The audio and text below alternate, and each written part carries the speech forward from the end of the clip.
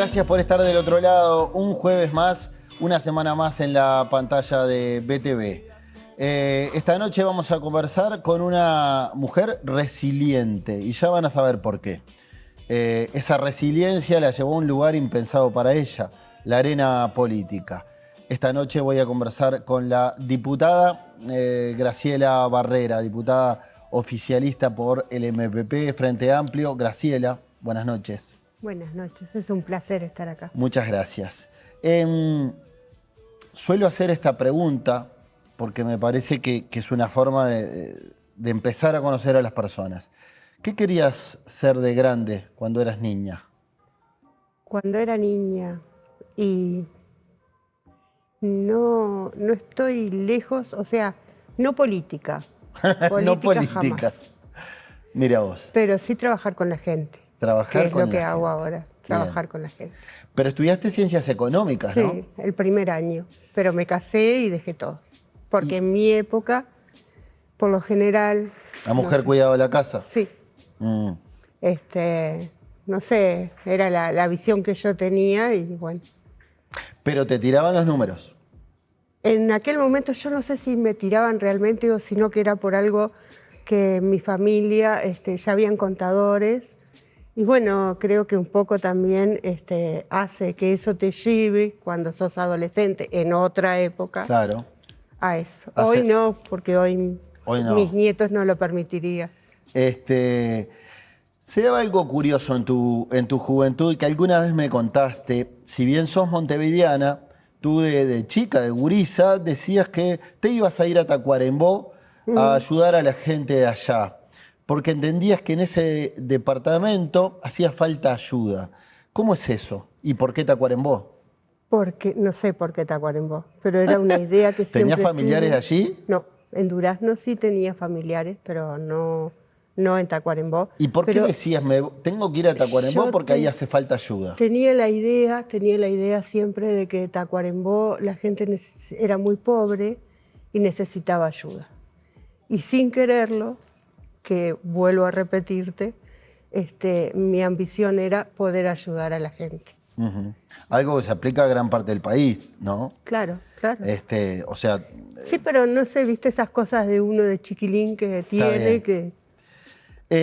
pero está claro que había una vocación por ayudar a la gente, por darle una mano a los más necesitados. Exacto. ¿De quién la mamaste? ¿De tu viejo puede ser? ¿De tu papá? Puede ser de mi padre, sí, de mi papá. Mi papá ayudaba mucho a todo lo que podía. Y bueno, y mi abuela también. O sea, sí, tengo gente de mi familia. Estudiaste ciencias económicas, pero te dedicaste al comercio. Sí. Tuviste fiambrería primero, después una avícola en Jardines del Hipódromo. ¿Sigue abierta la avícola? Sí, es de mi hijo hoy por hoy. Y debiste dejar en stand-by tus intereses intelectuales, ese interés por las ciencias económicas o tu vocación por sacar adelante la familia y pagar las cuentas. ¿Fue algo así? Sí, obvio. Primero, en un principio, cuando dejé ciencias económicas, yo ya te lo dije más de una vez, fue por otra cosa, era porque quería dedicarme a la familia. Y después, obviamente que necesariamente uno tenía que trabajar y bueno, de ahí empezamos a trabajar y no paramos nunca más. ¿Y tu marido, Hugo, a qué se dedicaba? También. ¿Él emprendía contigo el negocio? Conmigo, siempre trabajamos juntos. ¿Se turnaban a ver quién atendía la fiambrería o la avícola? Todo hicimos de a dos. Bien. Imagínate que nos casamos en el 73 y seguimos los dos juntos. Mirá vos. Desde el año del golpe de Estado para acá. Sí. Pasaste toda la dictadura y todos estos años de democracia. Muy felices, por cierto, salvo cosas que nos han ocurrido. Bueno, quiero ir a eso, a un momento aciago, un momento jodido, dentro de tantos años de felicidad familiar. Hay una fecha específica que a ustedes como familia les cambió la vida por completo. El 14 de enero de 2009. Ese día mataron a tu hijo Alejandro Novo. ¿Qué recordás de ese día? ¿Cómo fue? Creo que lo recuerdo todo, tal cual. Obviamente que a veces no querés recordarlo, por supuesto. O la mente bloquea ciertos recuerdos, exacto, ¿no? no, pero tal cual estábamos trabajando, vinieron de policía caminera, nos dijeron que Ale había tenido un accidente en la entrada de Los Aromos. Cuando llegamos, el Iveco que él manejaba estaba lleno de gente. Y bueno, horrible todo, el correr, yo abriendo corriendo a las personas para poder llegar a ese Iveco. Creo que ya te lo conté también. Sí. Y después terminar en Camepa, abriendo una bolsa para poder reconocer a Alejandro. Ahora, a ti te dicen de policía caminera que tu hijo había tenido un accidente en la ruta 8 a la altura de Los Aromos. Tú fuiste con tu marido hacia el lugar, creo recordar, tú me has dicho que él se descompensó. Él se descompensó. Y tú tuviste que reconocer a Alejandro. Ahí entonces te enteraste que no había sido un accidente. Obvio, pero lo que pasa es que en ese momento yo creo que ni pensás, no sabés lo que pasó. Bueno, y ahí sí, ya nos dimos cuenta, ya nos dijeron, ya fue todo una cosa horrible, y ahí terminó eso. Terminó algo que empezó también, ¿no? Porque, ¿Qué empezó? Y empezó la búsqueda de las personas que habían cometido ese delito. ¿Vos te juramentaste encontrarlos, dar con los responsables? Sí, obviamente que sí. Porque ningún hecho delictivo tiene que quedar impune. Pero con la intención de encararlos, de mirarlos a los ojos, Sí, ¿y qué? exacto. Y preguntarles De por qué lo poder hicieron. mirar a los ojos y ver los ojos que vio por última vez Alejandro. ¿Y hacerles alguna pregunta? ¿Por qué? ¿Te prometiste a vos o le prometiste a él algo en ese momento? Sí, le prometí que los iba a encontrar, que el mundo se iba a enterar y que iba a ser todo por mi nieta. ¿Por quién? ¿Por tu por nieta? Mi nieta que tenía en ese momento 2 añitos. 2 añitos. Y también ese hecho triste, trágico, luctuoso, germinó un montón de movidas, de iniciativas tuyas, no solo por encontrar a los responsables, también movió cierta militancia tuya por lo social y por entender el mundo del crimen, ¿no? Sí, pero eso creo que vino no ese día, en ese momento. No, claramente.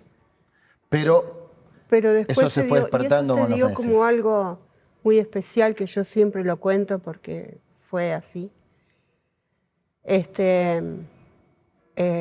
Un día yo me vine para mi casa de la Avícola. Nosotros siempre, desde hace muchísimos años, vivimos en el Pinar. Y yo viajaba en el ómnibus, me venía antes en el ómnibus. Bueno, ese día llegué muy temprano, de tarde, bueno, llorando, desesperada, porque no podía entender de lo que estábamos viviendo. Eso que uno ve en la televisión... ¿Te había pasado en carne propia? Me había pasado a mí, o a nosotros. Bueno, entonces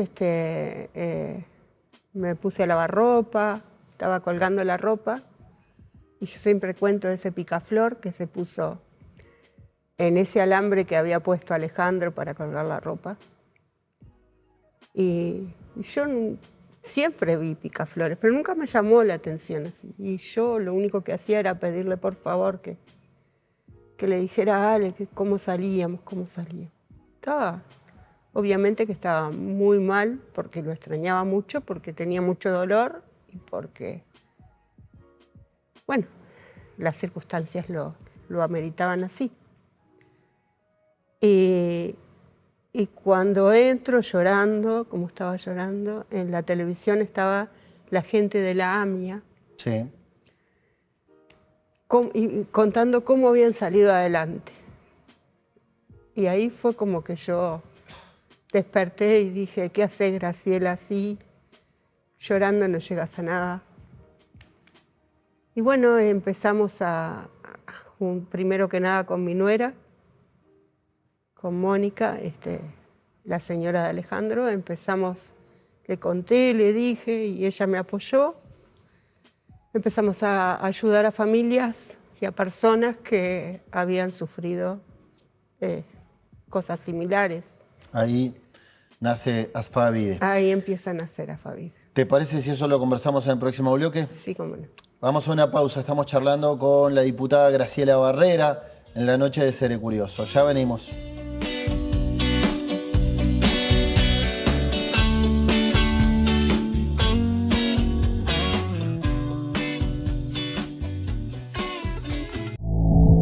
Oportunidad, del latín op, hacia, y portus, puerto. Hacia el puerto van las oportunidades y desde ahí llegan a todos. Oportunidades de 20 pies, de 40, con productos que empresas van a repartir, comercios a vender, más de 3 millones de personas a disfrutar. Otras que viajan el mundo en botellas de tanat, cortes de res o granos de arroz. También en cada carga que llega y sigue hacia otros países van oportunidades para el nuestro. Oportunidad es estar frente a algo bueno. Hoy tenemos la oportunidad de convertirnos en una gran puerta de entrada y salida del continente y pasar de ser un puerto modelo a ser un puerto hub regional. Estamos trabajando para ampliar la terminal Cuenca del Plata y sumando infraestructura para estar a la altura de los principales puertos del mundo, para recibir barcos de cualquier tamaño y bandera y así seguir generando oportunidades que queden acá. Terminal Cuenca del Plata.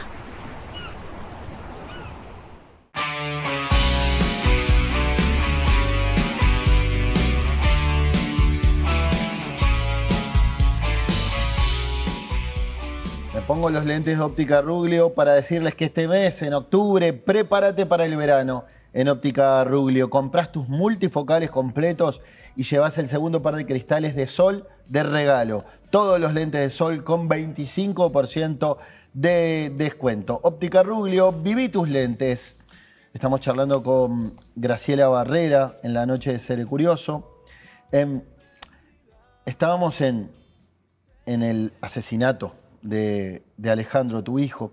Lejos de cerrar la avícola por duelo, vos y tu otro hijo, Fabián, decidieron continuar abiertos. Ese día, el otro día, el otro día. Seguir trabajando. ¿Por qué? Porque Alejandro era así. Alejandro se iba a buscar el pollo a las 4 de la mañana, trabajaba y creímos que, más que nada, Fabián fue el que nos dijo que lo mejor que le podíamos brindar a Alejandro era seguir su camino y que nadie nos detendría. Y así seguimos.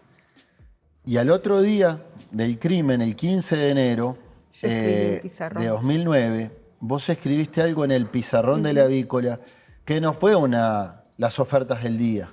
No. ¿Recordás qué escribiste? Yo escribí como si hablara el pizarrón. No era yo la que hablaba, sino era el pizarrón, y escribí: hoy no tengo ofertas, solo tengo dolor y tristeza. 3 o 4 bestias nos quitaron a Alejandro. 3 o 4 bestias nos quitaron a Alejandro. ¿Y qué te decía la gente? Que ese día leía el pizarrón todos. Y entraba al comercio. Se apoyaron todos. Bueno, fue incalculable todo. Las muestras que sentimos. Cuando me contaste la anécdota del picaflor, me lo dijiste así: un día llegué a casa, sería marzo, principios de abril de ese 2009, y me puse a colgar la ropa en un alambre y vi un picaflor o colibrí que se posó en la cuerda de la ropa. Yo me puse a colgar la ropa y el bichito no se fue del alambre. Se quedó ahí todo el rato. Teníamos una piscina ahí. Sí. Y yo llegué a pensar... Me voy. Y tu frase sigue, pero quiero que la completes. ¿Qué llegaste a pensar? En tirarme en la piscina y ahogarme. Y con la misma pensé, ¿qué íbamos a hacer? Después lo hablamos con mi esposo y en ese momento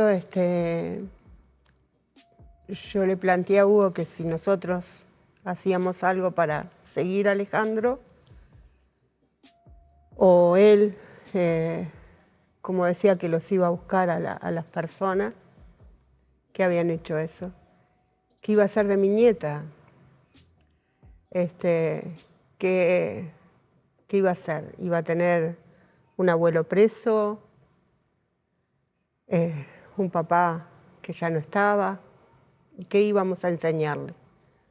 Que nosotros lo que le teníamos que enseñar que la vida debía continuar. Pero eso fue después de que en ese momento uno no sabe qué hacer. Es como que tocas fondo y después salís. Eso fue lo que yo sentí. Sí. Me decías en el bloque anterior, y lo hemos conversado anteriormente, que las víctimas del atentado a la AMIA en Buenos Aires, Argentina, sirvieron de inspiración para lo que fue ASFAVIDE, la Asociación de Familiares de Víctimas de la Delincuencia. ¿De qué forma? ¿Qué viste en los familiares de las víctimas de la AMIA que dijiste, es por acá? Porque vi que se habían unido y que estaban unidos y que habían podido salir unidos adelante. Y para nosotros, fíjate que en aquel momento para las víctimas no existía nada, absolutamente nada. Sí había un centro de atención a las víctimas que había sido en... El CAVID. El CAVID, que había sido, se había formado en el 2008, creo, por ahí. Pero que en realidad, de todas las personas que en ese momento uno hablaba, a nadie le habían llamado, a nadie le habían ofrecido nada. Entonces no había ayuda psicológica, no sabíamos qué hacer con Melina, que era chiquitita, cómo le podíamos hacer entender a ella de qué forma que el papá se había ido. Entonces ahí mi nuera fue la que se puso al mando y buscó psicólogos y asesorarse ella y que nos asesoraran a nosotros para poder seguir. Y bueno, como no existía nada, al ver eso pensamos en que lo mejor era decirle, bueno, te brindo una mano. Y así hicimos, y muchos periodistas en aquel momento nos dieron una mano, porque nosotros les preguntábamos, empezamos a conocer gente a raíz del caso de Alejandro, nos daban una mano y allí nos decían el lugar donde estaba la familia y nosotros íbamos a ver si les podíamos ayudar. Y así nace ASFAVIDE, reitero, Asociación de Familiares de Víctimas de la Delincuencia. Exacto. ¿Con qué propósito? ¿Cuál era el objetivo de ASFAVIDE?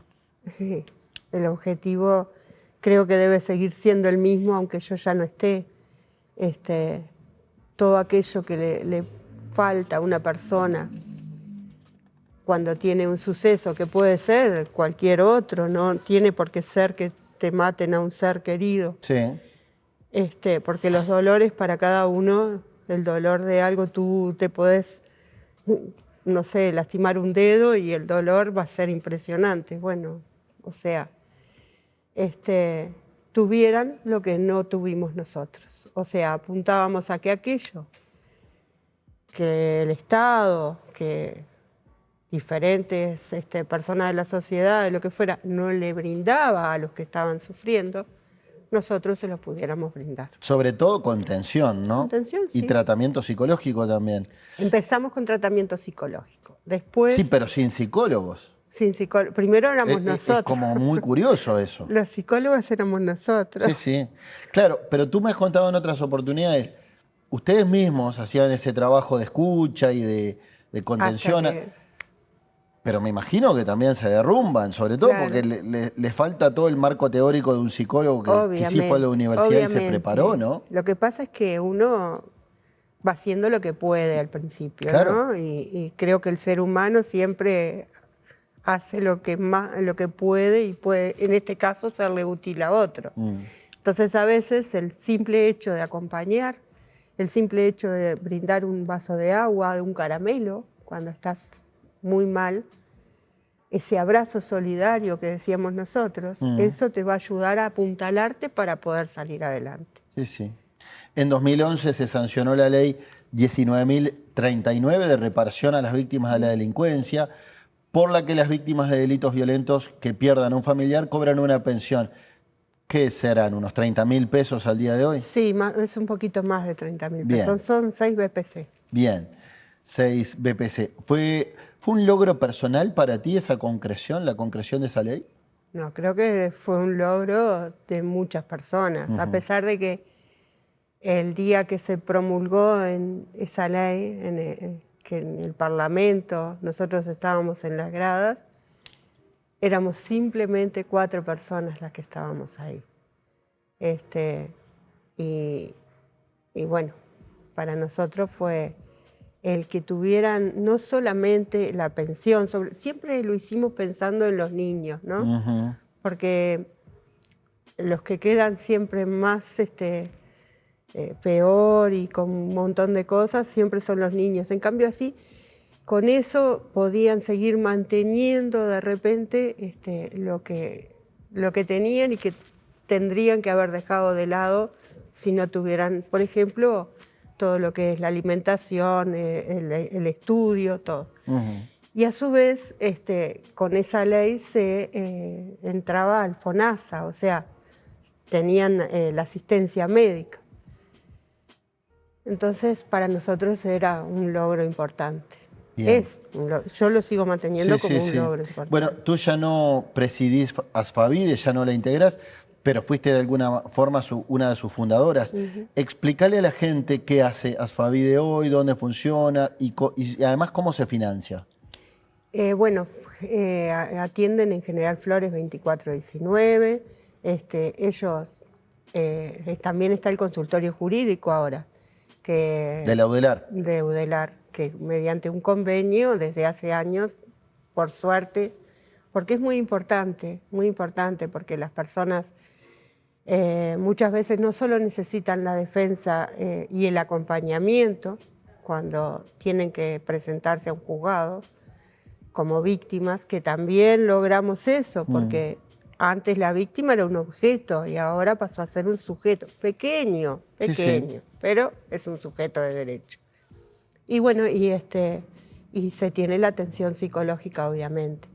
¿Y tenés una idea de cuántas personas han atendido y brindado apoyo en 13 años? Yo ahora estoy un poquito alejada en ese sentido, no te puedo dar, no quisiera dar una cifra que después no sea. Está bien. Han pasado muchas personas y han pasado de muchos delitos, mucho abuso.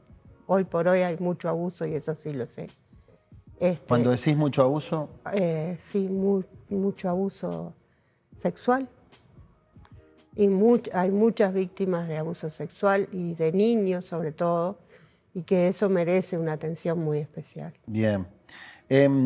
Vos fuiste más allá de la contención y la atención psicológica, porque empezaste a visitar cárceles y a charlar con reclusos que ingresaban por primera vez a un centro penitenciario. ¿Por qué? ¿Qué buscabas con esas charlas? Quiero decir, una mamá que le toca perder un hijo en un hecho violento, donde un delincuente la mata, ¿qué te movió a ti para decir voy a recorrer cárceles a charlar con los reclusos?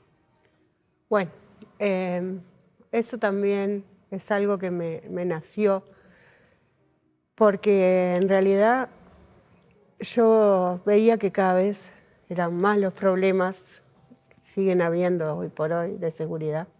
Entonces yo lo que pensaba era que podía tener una instancia de estar charlando con una persona que comete delitos y decirle, bueno, yo soy la otra parte, capaz que nos podemos juntar y entre todos salir adelante, porque no podemos seguir viviendo así.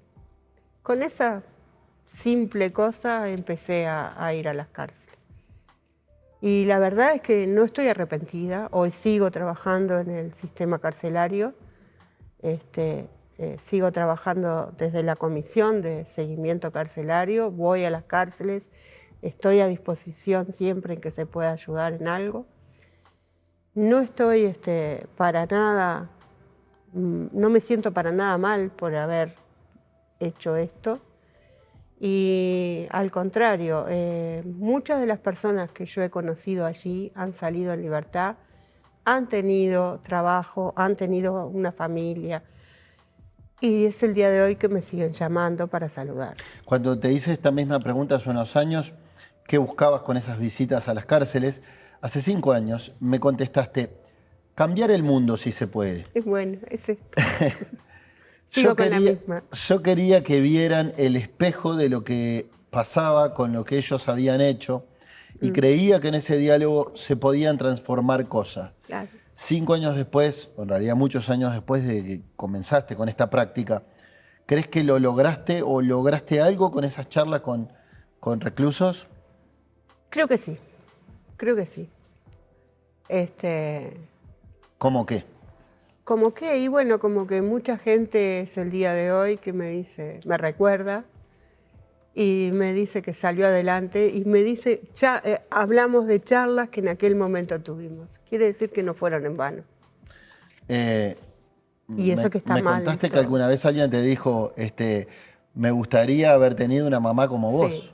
Sí, y te puedo decir que fue en la Barraca 10, cuando yo iba a charlar con ellos. Y que no hablábamos nada más que de la vida, o sea, pasa que hay muchísimas personas que están privadas de libertad. 16.000. Sí, 16.500, bueno, para hacerte más exacto. Pero fuera de eso, hay muchas personas que han sufrido muchísimo, ¿no? Que lo que nosotros quizá no podemos entender mirándolo así, es porque ni cerca de ahí hemos pasado las cosas que han pasado. Gente que me ha dicho que el abrazo que tenían ellos era una quemadura de cigarrillo. Gente que me ha dicho eso, ojalá yo hubiera tenido una mamá como usted. Gente que no podía entenderme como yo estaba ahí tratando de hacer cosas cuando me habían matado un hijo, porque ellos... La vida les enseñaba de que había que hacer lo mismo. Quiero construir una sociedad donde todos nos podamos mirar las caras, donde haya paz y amor, dijiste en una nota con Canal 10. Cualquiera te diría que sos una ilusa, una romántica, una soñadora alejada de la realidad. Es como pude salir adelante, quizá. Pero yo confío en que... por lo menos con algunas personas he podido salir adelante. Las he podido ayudar a tirarles esa soga para sacarlas de ese pozo donde están y que hicieran otra vida. Y tengo nombres y apellidos que los puedo dar. No los voy a dar públicamente sin su autorización, ¿no? No pero, tiene sentido. Sí, los tengo. En noviembre del año pasado condenaron, tras 15 años, a los asesinos de tu hijo Alejandro. Sí. ¿Cómo reaccionaste a la noticia cuando la escuchaste por primera vez? Que no sé si fue porque te llamó una autoridad policial o porque la viste en el noticiero, pero ¿cómo te enteraste? ¿Cómo reaccionaste al saber que habían por fin condenado a los asesinos de tu hijo? Bueno, estuvieron 10 años para encontrarlos primero, ¿no? Ahí ya uno siente una tranquilidad de que por lo menos le pude cumplir. En mi manera de ver, le pudimos cumplir a Ale lo que le prometimos. Y después, bueno, que cumplan la condena, nada más. Yo no le puedo desear nada. No hay nada que me devuelva a Alejandro. Si yo me pudiera cambiar y que viniera él y estuviera sentado él acá, pero con todo el placer del mundo lo hago. ¿Qué puedo sentir mal hacia el otro si total... no vuelve, Ale. Que se recupere, eso es lo que quiero. ¿En algún momento perdiste las esperanzas de dar con los asesinos de Alejandro? No, nunca. Nunca. Te lo debo haber dicho ya porque nunca perdí las esperanzas. En una conferencia de prensa que diste en mayo de 2019, dijiste que querías estar cara a cara con los culpables del crimen, todavía no se habían encontrado. ¿Ya te pudiste reunir con ellos? ¿Pudiste mirarlos a la cara? La verdad es que solamente uno y nada más, pero nada más. Y eso que he recorrido miles de veces las cárceles. ¿Pero diste con uno de ellos? Sí, porque me encontré, estaba en Las Rosas y lo vi, pero nada más. ¿Pudiste hablar con él? Pero muy pocas palabras, no. ¿Recordás qué le dijiste y qué te dijo? No, nada, le dije que... Él me dijo que él no había sido y le dije que le dijera la justicia. Fue todo lo que dije. ¿Pensás que te mintió? Y todas las evidencias llevan a que fue él. Pero él no se hizo cargo, él dijo yo no fui. No, eso me lo dijo a mí. ¿Y con qué sensación te volviste a tu casa? Y fue Porque duro. le habías prometido a Alejandro que Fue duro. querías dar con uno de los asesinos y mirarlo a los ojos. Sí, lo miré a los ojos, claro. Pero bueno, está. ¿Qué puedo más hacer? No puedo hacer más nada. Y si hoy o mañana, porque eran más de uno, volvés a dar con otro de ellos y tenés oportunidad de intercambiar palabras, ¿qué le dirías? Yo no tengo rencor hacia ellos, ¿sabes? Entonces no sé, será, si me encuentro en alguna de las tantas visitas que hago a las cárceles, yo cuando llego a las cárceles, yo no estoy buscando al de Alejandro.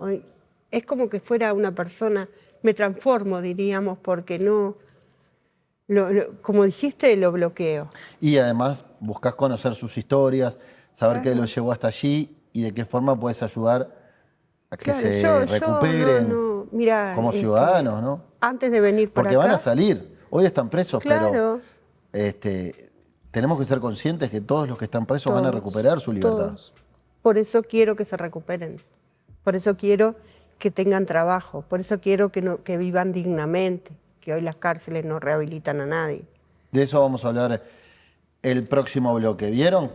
Les avisé que era una historia de resiliencia. Ya venimos, estamos en la noche de Seré Curioso.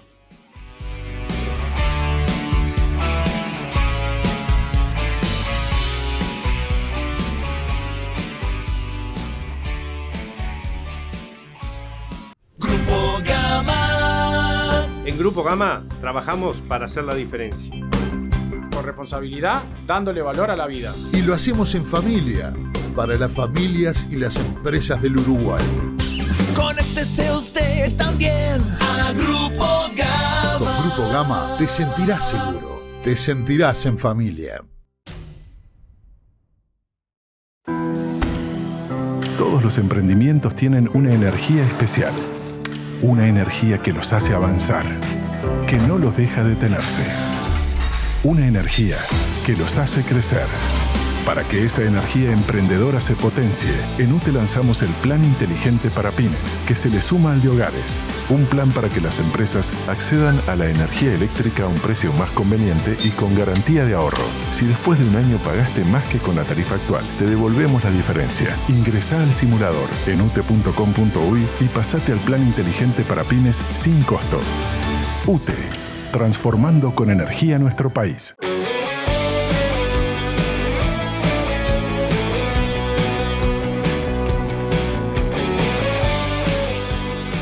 Estamos en Seré Curioso, hoy charlando con la diputada Frente Amplista Graciela Barrera. ¿Por qué involucrarte en política? Ya repasamos toda tu historia personal, lo que te tocó vivir con tu hijo y los asesinos de tu hijo, hasta que en determinado momento la comerciante, la que atendía la avícola en Jardines del Hipódromo, se mete en política. ¿Por qué? Porque, buena pregunta. Ni yo creo que estoy sabiendo mucho por qué, pero sí porque vi que quizá era el lugar donde yo podía hacer más cosas para esta sociedad. ¿Por qué? Porque desde donde estoy puedo tratar de buscar soluciones, esas soluciones tan utópicas que hablábamos, para que la sociedad encuentre una mejor forma de vivir. Bien. Fuiste senadora suplente en 2019 por el MPP y en las pasadas elecciones de octubre fuiste elegida diputada. Ahora te pregunto por qué específicamente en el Movimiento de Participación Popular, en el espacio 609, ¿por qué? Muy simple, porque toda la vida fui frente amplista, aunque no milité mucho. Y creo que militaba a mi manera y desde otro ámbito, porque sigo los lineamientos, son los mismos lineamientos que tiene el MPP, el ayuda a la gente, el estar con la gente y el mirar por la gente. Bien. El MPP ha copado prácticamente el Frente Amplio en las pasadas elecciones. ¿Cuál es tu explicación? ¿Por qué crees que se ha convertido en un sector político tan popular, tan convocante?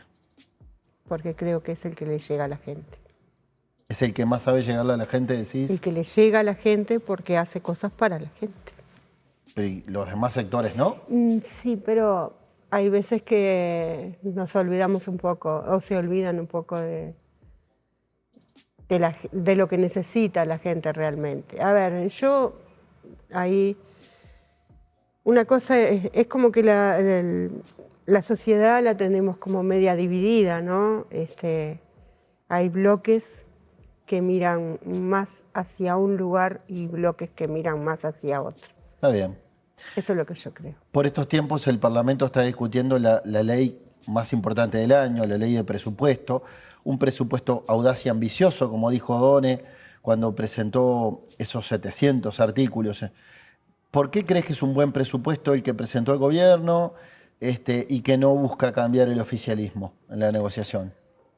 Bueno, porque encontramos con mucho menos de lo que pensábamos y porque hay muchas cosas que hay que solucionar y hay que darle un poquito a cada uno para poder seguir escalando. Pero es una ley que incluye impuestos nuevos. Cuando Yamandu Orsi, mirando a la Cámara en el debate con Delgado previo al balotaje, prometió no aumentar los impuestos. Y hay 4 impuestos nuevos. El famoso impuesto TEMU, impuesto a los capitales en el exterior, el mínimo global de las multinacionales como nuevos gravámenes. ¿No crees que faltó a su palabra el presidente? No, para nada, para nada. No es lógico de que si tú compras en Temu por la web. Sí, por redes sociales. Por redes sociales, no pagues nada. Y sin embargo la gente que tiene un negocio chico como nosotros tiene que pagar los impuestos.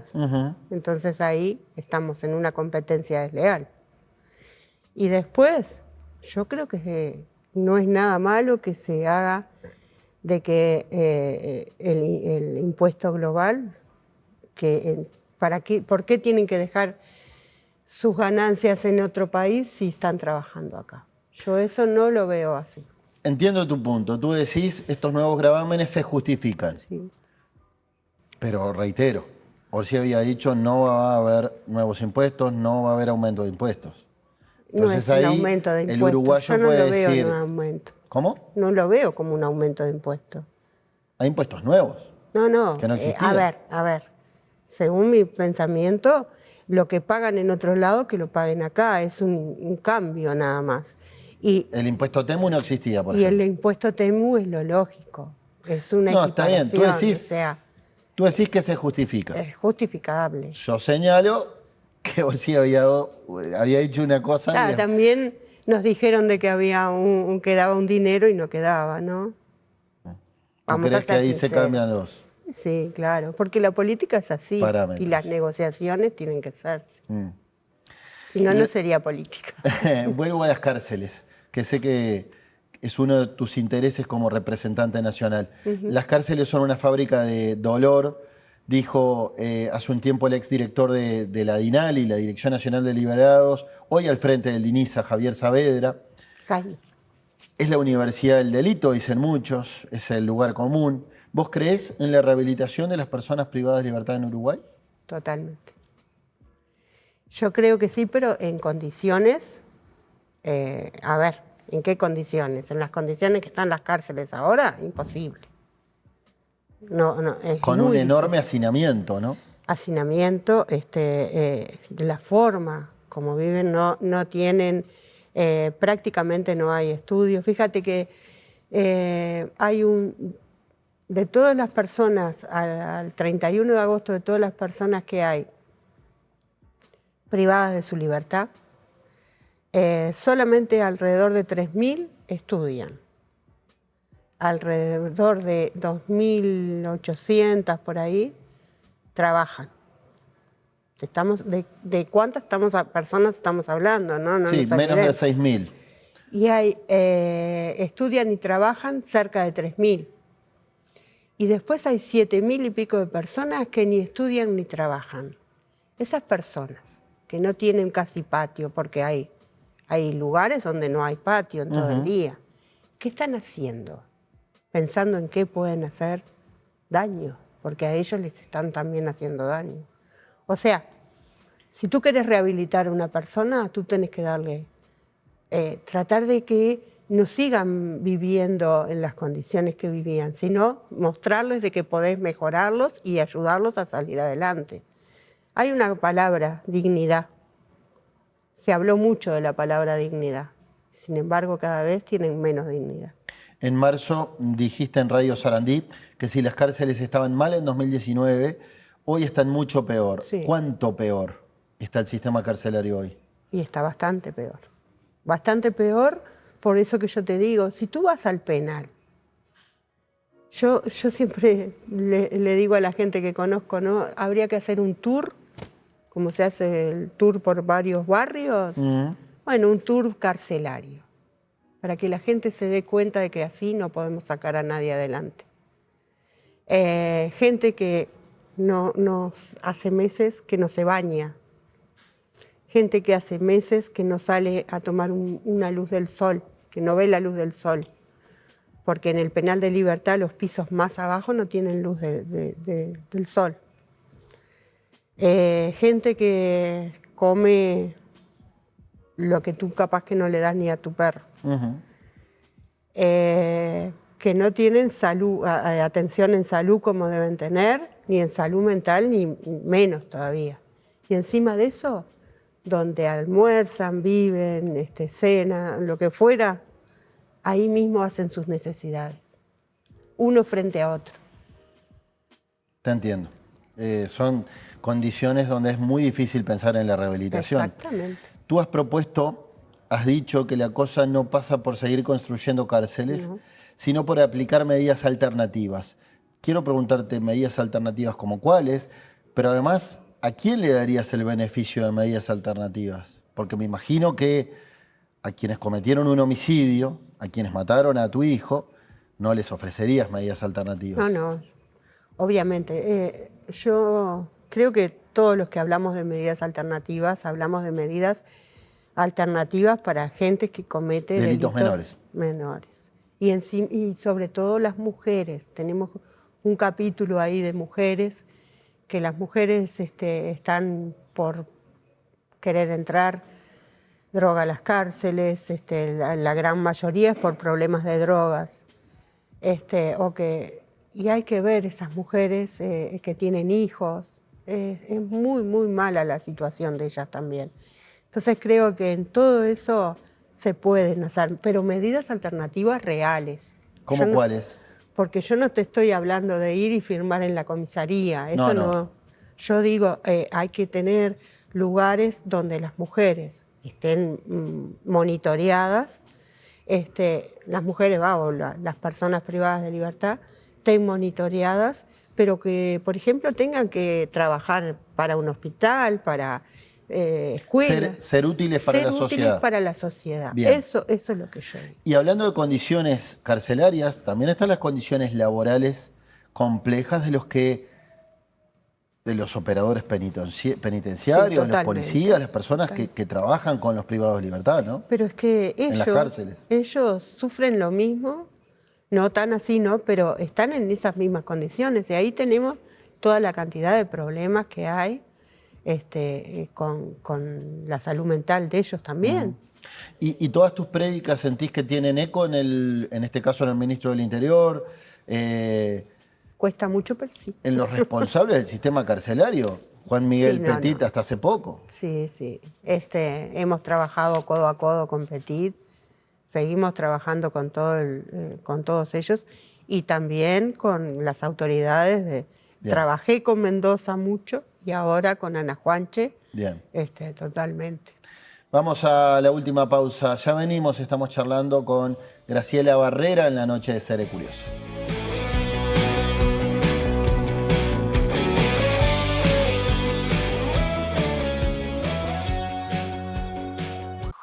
Elija bien. Más opciones, mejores decisiones. Somos una empresa que tiene como objetivo brindar a nuestros clientes profesionales y particulares un servicio completo en sus proyectos de obra. Ofrecemos asesoramiento técnico, personal idóneo y materiales de primera calidad. Arte Aluminio, la empresa líder en aberturas en Uruguay.